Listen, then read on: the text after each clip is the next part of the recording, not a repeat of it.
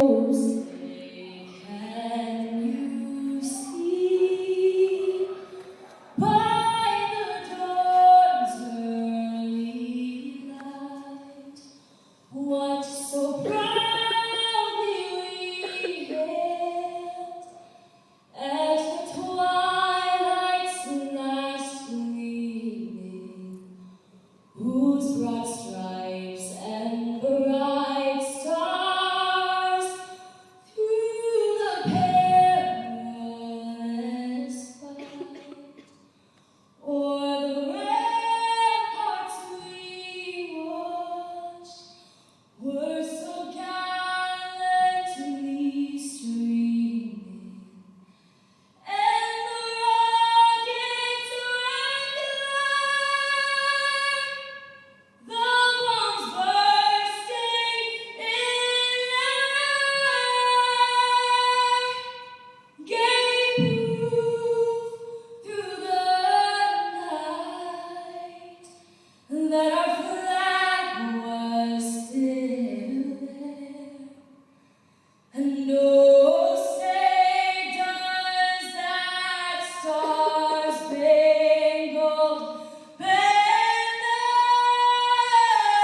yet wave over the land of the free and the home of the brave?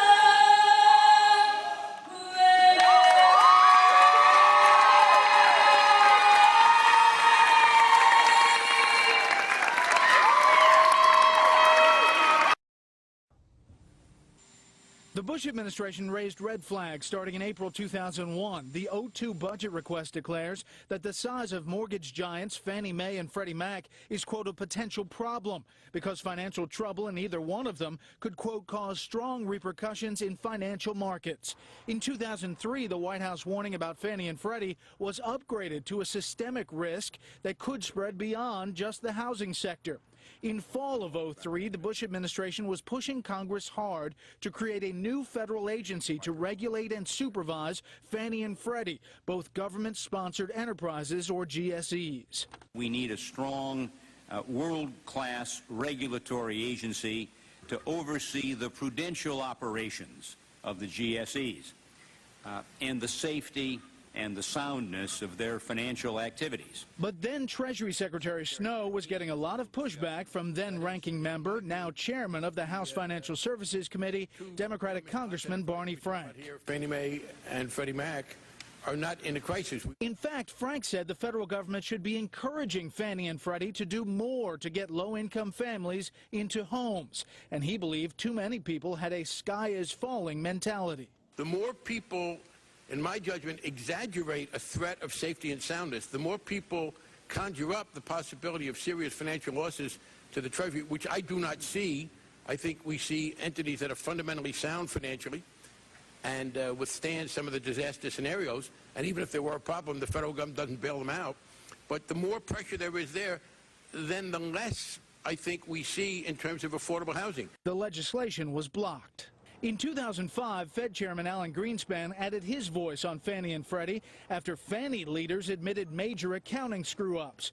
Quote, enabling these institutions to increase in size, and they will once the crisis in their judgment passes, we are placing the total financial system of the future at a substantial risk.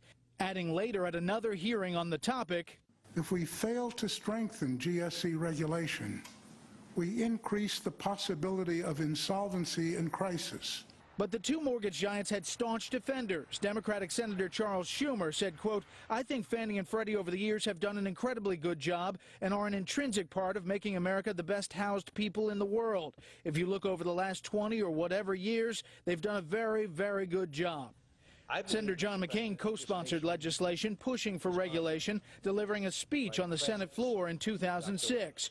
Quote, for years I have been concerned about the regulatory structure that governs Fannie Mae and Freddie Mac and the sheer magnitude of these companies and the role they play in the housing market. The GSEs need to be reformed without delay. That bill made it out of the Senate Banking Committee with a party line vote. All of the Democrats voted against it, but fearing that they didn't have the votes to pass it, Republicans didn't even bring it up on the Senate floor. Senator Obama did not weigh in on that bill. Britt. All right, Brett, thank you very much. At least one major investor showing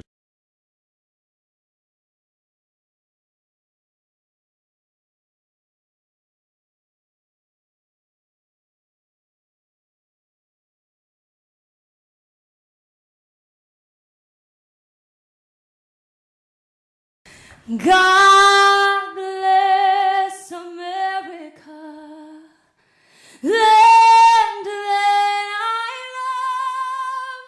Stand beside her and guide her through the night with a light from above. From the mountains to the prairies, to the oceans wide with foam. God bless America, my home, sweet home.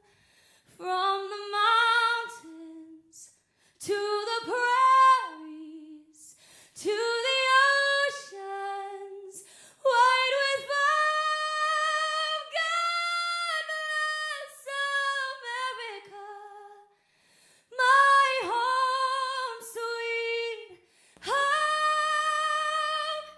God bless America, my home, sweet home. Thank you.